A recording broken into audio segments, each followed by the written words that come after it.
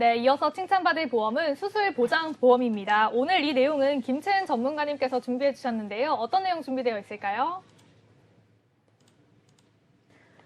네, 대부분은 암, 뇌, 심장, 요즘에는 허혈성이 아니라 심장 진단까지 진단비들을 많이 준비를 하시고 있으세요.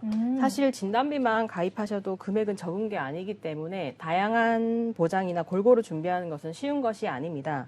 하지만 보험이라는 것이 내가 아플 때 생기는 위험 리스크를 대비하기 위해 준비하는 것인데 진단비만으로 보장을 준비하면 보장 공백이 많이 발생할 수밖에 없습니다. 네.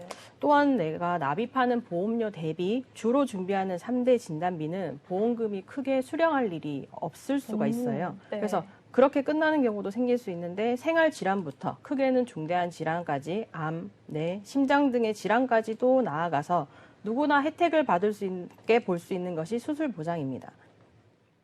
혹시 암 발병 확률은 들어보셨을 텐데요. 혹시 수술할 확률이라고는 들어보셨는지요? 저희가 보험 방송을 진행을 하면서 암 발병 확률에 대해서는 굉장히 자주 다뤘거든요. 그런데 이 수술을 할 확률, 이 부분에 대해서는 얘기를 한 번도 나눠본 적이 없는 것 같습니다. 어떤 부분일까요? 네, 맞습니다. 통계청 자료를 보시면 수술은 할 확률이 아니라 수술 관련 질환과 함께 환자 수 또는 진료비 등을 통계낼 만큼 누구나 수술을 할 수 있다는 것을 보여줍니다. 네. 제가 준비한 자료는 수술 질환의 환자 수를 보여드리고 있는데요. 발병률과 확률을 이야기한다면 더욱더 수술에 집중해야 하는 것이 맞습니다. 그런데 왜 수술비는 주로 준비하지 못하셨을까요? 그게 바로 수술 보장의 특약의 종류가 조금 다양하기 때문인데요. 수술 보장은 한 가지가 아니라는 점입니다. 네, 그렇습니다. 전문가님께서 이 수술비를 주로 준비하지 못하는 이유, 바로 수술 보장의 특약이 다양하다라고 하셨는데요. 그럼 한 가지가 아니고 어떤 식으로 좀 다양할까요? 우리 질병 수술에는 크게 세 가지가 있는데요. 우리가 일반적으로 알고 있는 한 번쯤은 들어보셨을 질병 수술비가 있고요. 네. 그리고 질병 코드를 기준으로 죄송합니다. 분류표를 정해두고 수술명에 따라 지급하는 종수술비, 그리고 질병 코드를 기준으로 지급을 할 수 있는 엔대 수술비가 대표적입니다. 근데 추가적으로 더 말씀을 드린다면 여성질환 수술비라든지 남성질환 수술비, 5대 기간 수술비 등 수술 보장의 내용이나 특약의 종류가 많기 때문에 복잡해질 수 있다는 겁니다. 수술은 보험의 약관에 명시된 정의가 있기 때문에 그 정의에 벗어나면 보장을 받지 못하는 경우도 생길 수 있습니다. 네, 그렇습니다. 김채은 전문가님께서 이 수술은 보험 약관에 명시된 정의가 있다. 그래서 그 정의를 벗어나면 보장을 받지 못하는 경우가 생길 수 있다라고 말씀을 해주셨는데요. 그러면 이 수술의 정의라는 게 어떤 내용인지 정리를 해주실 수 있을까요?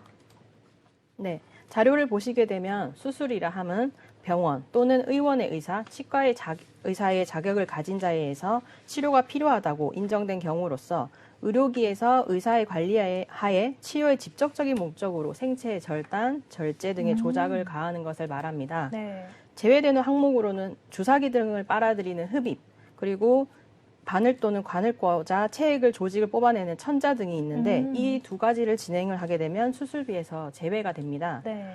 보험 약관이라 하면 조금 복잡하게 느껴질 수는 있는데요.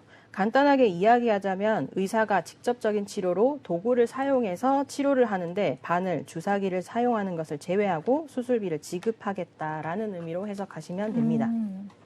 우리가 각 보험회사마다 지급하지 않는 면책사항이나 규정, 그런 것들은 추가적으로 다르기 때문에 추가적으로 확인해 주시는 것이 가장 중요합니다. 그리고 또 익숙하지 않아서 조금 어려울 수는 있습니다. 주변에 흔하게 볼 수 있기 때문에 그 대신 생소하게 느껴지지는 않으실 거예요. 네. 갑자기 수술을 받게 되는 경우는 누구에게나 일어날 수 있는 일인데요. 통계 자료에 보셨듯이 백내장, 치질, 척추 질환 등이 있는데 그중에 가장 흔한 예를 들어본다면 국가에서 지정한 건강검진을 하시다가 폴립 제거술, 즉 대장 용종을 제거하신 경우가 종종 있으실 겁니다. 네, 그렇습니다. 김채은 전문가님께서 이 수술의 정의에 대해서 말씀을 해주셨는데요. 간단히 얘기를 하자면 의사가 직접적인 치료로 도구 등을 사용해서 치료를 하는데 이 바늘과 주사기를 사용하는 것은 제외를 하고요. 수술비를 지급하겠다. 네, 그래서 이 바늘과 주사기를 제외한 직접적인 치료를 하는 것이 수술이다라고 생각을 해주시면 되실 것 같습니다. 그리고 전문가님께서 이 수술은 굉장히 좀 흔하게 하는 상황이 많이 일어난다라고 하셨는데요. 실제로 저는 아직 그런 수술을 해본 적이 없는데 저희 부모님도 한 번의 수술은 해본 적이 있거든요. 그래서 뭐 굳이 암, 뇌, 심장 이런 큰 질병이 아니어도 우리가 간단한 수술은 할 수 있는 경우가 상당히 많기 때문에 이것도 알고 계시면 좋을 것 같습니다. 그런데 전문가님께서 앞서서 이 수술비의 종류에 대해서 말씀을 해주셨잖아요. 굉장히 다양하기 때문에 좀 헷갈린다라는 생각이 드는데요. 이 N대 수술비 그리고 종수술비 좀 생소하거든요. 자세하게 말씀을 해주실 수 있을까요? 네. 먼저 종수술비에 대해서 설명을 한번 해드릴 건데요. 종수술비는 좀 새롭게 개정이 되었어요, 최근에. 그래서 지금 크게 두 가지로 분류되고 있는데 1.5종 수술비 그리고 1.7종 수술비라고 해서 두 가지로 크게 분류되지만 추가적으로 최근에는 1.8종이 출시가 더 되었습니다. 지금 수술 위험도에 따라서 등급이 나눠진 것이라고 보시면 되는데요. 숫자가 낮은 1종은 낮은 위험의 수술, 숫자가 높을수록 높은 위험의 등급의 수술이라고 보시면 됩니다. 네. 예를 들어 1호종 수술은 5종의 수술의 경우에는 몸이나 머리를 여는 개복, 개두 수술을 주로 있는데 암 수술도 대체적으로 5종 수술에 포함된다고 보시면 됩니다. 네, 그렇습니다. 전문가님께서 종수술비에 대해서 말씀을 해주셨는데요. 1종 그리고 1부터 8종까지 이렇게 추가적으로 출시가 됐다라고 말씀을 하셨습니다. 그리고 이 수술의 위험도에 따라서 등급이 나눠졌다라고 말씀을 해주셨는데요. 그러면 7, 8종이 또 이렇게 새롭게 나왔다라고 하셨잖아요. 그러면 이 7, 8종은 말씀을 해주신 5종의 개복 그리고 개두술보다 조금 더 위험한 수술일까요? 그렇진 않습니다. 종수술의 경우에는 각각의 수술 분류표를 두고 기준을 두고 지급을 하고 있는데요. 1.7종의 종수술을 제가 신종수술이라고 표현을 좀 하겠습니다. 네. 신종수술의 경우에는 분류표와 함께 수술 코드, 즉 급여 항목의 수술이어야만 이제 지급이 되기 때문에 1호종 수술이랑은 다르게 좀 더 세분화되어 있다고 생각하시면 되는데 1호종 수술비와는 지급 기준이 조금 다를 수 있어서 1.7종, 즉 신종수술 안에서는 등급이 조금 나눠져 있다고 보시면 됩니다. 신종수술의 경우에는 급여 항목의 수술이 나열되어 있기 때문에 수술 또는 시술 등이 또 포함되어 있어서 1호종 수술과는 좀 다르게 특화되어 있다고 보시면 되고요. 현재는 비급여 항목인 맘모톰, 하이프, 그리고 다빈치 로봇 치료 같은 경우에는 1.7종에서는 제외될 수 있습니다. 네, 그렇습니다. 전문가님이 1.7종 종수술을 신종수술이라고 표현을 해주셨는데요. 이 신종수술의 경우에는 분류표와 함께 수술 코드, 급여 항목의 수술이어야지 보장이 된다라고 하셨습니다. 그러면 이게 좀 다르게 느껴지는데 이 신종수술보다는 1호종 수술비에 가입을 하는 게 더 좋은 건가요? 그렇게 생각을 하실 수도 있는데요. 1호종 수술에 포함하지 못한 보장인 다양한 시술이나 그런 것들은 1.7종의 신종수술에는 포함이 될 수 있고 보장 범위를 넓힐 수 있기 때문에 전문가와 꼼꼼히 따져서 체크해 보시는 것이 가장 중요합니다. 네, 그렇습니다. 이 신종수술은 1.5종에 포함되지 않는 부분이 포함되어 있기 때문에 이 부분도 보장 범위를 넓힐 수 있는 내용이다라고 하셨습니다. 그런데 조금 전에 길건우 전문가님께서 하실 말씀이 있으신 것 같아요. 하실 말씀이 있으세요? 저희 아까 손 들었잖아요. 네, 서로 사인 주고받아가지고. 맞아요. 네. 그러니까 저희가 수술비 종류가 엄청 많다라고 했잖아요. 그렇죠. 이것저것 다 되는 수술비 있습니다. 오. 다 되는 거. 묻지도 어떤 거죠? 따지지도 않고 수술만 하면 주는 것도 있습니다. 네. 뭐 질병 상해 수술비라고 써진 거는 다 줍니다. 근데 금액이 너무 적어요. 오. 네, 이거보다 조금 더 넓은 게 옛날에 판매했던 1에서 3종. 보험 가입한 지 한 10에서 15년 정도 되신 분들은 1에서 3종 수술비 가지고 계실 거예요. 이것도 이것저것 웬만한 건 다 줍니다. 네, 그런데 금액이 적어요. 적어요. 네, 근데 수술비가 최근 들어서 종류가 많아지는 이유는 다른 문제가 아니라 수술의 종류도 다양해지고요. 의료기술도 발전되다 보니까 수술비가 의외로 많이 들어가요. 네, 그 다음에 이제 현대인들이 예전에 비해서 수술도 또 많이 합니다. 네. 그러다 보니까 진단비는 한 번 받고 땡인데 그쵸. 수술비는 할 때마다 주니까 그래서 뭐가 더 좋다라는 건 없고요. 예전에 수술비가 가지고 계신 분들은 분명히 있으시겠지만 부족하실 거예요.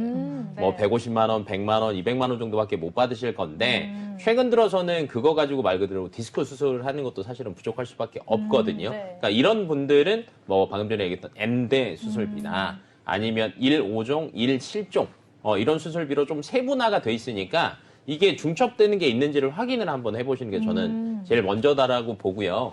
그냥 적정 수술비가 그러면 어느 정도냐라고 이제 생각을 하실 수 있는데 그냥 많이 하는 거를 기준으로 잡으시면 돼요. 디스크 수술 같은 경우에는 평균적으로 그래도 이런저런 간병비랑 등등등 포함하면 그래도 한 4,500은 생각하셔야 되거든요. 네. 네, 그러면 디스크 수술은 거의 뭐 수술의 종류에 따라 조금 차이는 있겠지만 2에서 3종에 들어갑니다. 네, 그러면 이걸 다 합쳐보는 거예요. 기존에 있던 질병, 1, 3종, 그 다음에 1호종, 1, 7종을 합쳐서 한 300에서 500 정도면 충분한 거예요. 그 다음에 이제 혈관 수술이 사실은 돈이 조금 들어갑니다. 네. 정부에서 건강보험에서 말 그대로 돈이 나오다 보니까 저희 아버지가 이번 최근에 협심증은 아니고 급성심근경색으로 스텐트 삽입술 했거든요. 네. 2번 했어요. 오, 돈 얼마 나온 줄 아세요? 1,000만 원? 네, 딱 1,000만. 정말요? 네, 근데 실질로 병원에 납부한 거는 한 100만 원, 150만 원 정도밖에 안 돼요. 네. 근데 그 외적으로 들어가는 게 사실은 굉장히 많습니다. 간병비 들어가고요. 추가적으로 이제 저희 아버지가 술, 담배를 끊으셔야 되죠. 몸에 좋은 거 하시겠죠. 네. 그러니까 추가적으로 관리비들이 많이 들어가요. 네. 그래서 그렇게 많이는 필요는 없지만 혈관 수술할 때 최소 수술비에서 한 1,000만 원 정도는 나올 수 있게 준비를 하시는 게 사실은 좋다라고 보니까 저는 꼼꼼하게 비교를 해보는 게 맞다라고 봅니다. 네, 그렇습니다. 길건우 전문가님께서 또 꿀팁을 말씀을 해주셨습니다. 모두 다 보장이 되는 그런 보험도 있다라고 하셨는데요. 하지만 그런 보험에서는 좀 보장비가 적을 수 있다라고 말씀을 하셨습니다. 그리고 최근에는 수술의 종류가 굉장히 다양해지고 있고 또한 의료기술도 발달하고 있어서 이렇게 새로운 수술비 특약이 많이 나왔다라고 하셨는데요. 따라서 기존에 가지고 있는 수술비 특약으로 좀 부족할 것 같다라는 생각이 드시는 시청자분들이라면 이 최근에 나온 특약들도 한번 꼼꼼히 살펴보시면 좋을 것 같습니다. 그러면 이 김채은 전문가님, 엔대 수술비도 길건우 전문가님께서 말씀을 해주셨어요. 이 엔대 수술비는 또 어떤 내용일까요? 우리 앞서 말씀드린 종수술의 경우는 수술명을 기준으로 지급이 된다면 네. 엔대 수술비의 경우는 질병 코드를 기준으로 지급이 되는데요. 중증 질환인 뇌심혈관부터 양성종양, 척추 질환인 생활질환, 치액, 백내장 등 같은 다빈도 질환이 질병이 나열되어 있으며 보장 금액은 질병의 위험도에 따라서 차등 지급되고 있습니다. 생활질환이나 다빈도 질환의 혜택이 많지만 암의 경우에는 받을 수 없는 보장이 조금 있기 때문에 암을 제외한 수술비 보장을 준비한다는 것에 강점이 있습니다. 예를 들어 지금 보시면 제가 최근에 탈장으로 수술비를 조금 검토를 했었는데요. 1호종에서는 1종 수술비, 엔대 수술비에서는 생활질환 수술비가 지급되었습니다. 금액으로 예시를 들자면 1종에는 30만 원 정도 들어가셨고요. 엔대 생활질환에서는 100만 원 정도 지급이 되셨는데요. 네. 그리고 밑에 한 번 더 보시면 갑상선 질환 갑상선 암으로 지금 수술을 하셨는데 엔대에서는 지급이 되지는 않으셨어요. 네. 근데 5종 수술비로 해서 1,000만 원이 지급이 되셨고 한 번 더 보시면 이제 대장의 폴립, 이제 저희가 흔하게 듣는 용종 제거를 했을 때 받으시는 항목이신데 엔대 수술비에는 또 지급이 되지는 않으신데 회사마다 조금 상이한 부분이 있으세요. 받을 수 있는 회사도 있고요. 그리고 종수술에서는 2종 30만 원이 지급되셨습니다. 그리고 좀 이제 여성분들이라면 흔하게 조금 많이 시술하시는 만모톰 시술에서는 엔대 수술비에서는 생활질환 수술비, 종수술에서는 1종 금액인 20만 원이 지급이 되셨어요.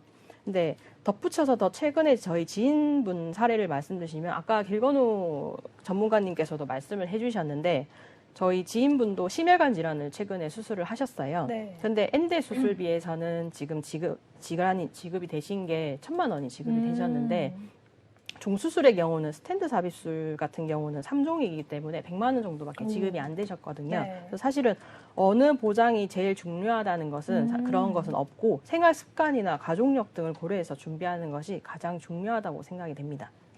네, 그렇습니다. 김채은 전문가님께서 이렇게 엔대 수술비에 대해서도 말씀을 해주셨는데요. 이 엔대는 암을 제외한 수술비 보장이 좀 이렇게 특화가 되어 있다라고 말씀을 해주셨습니다.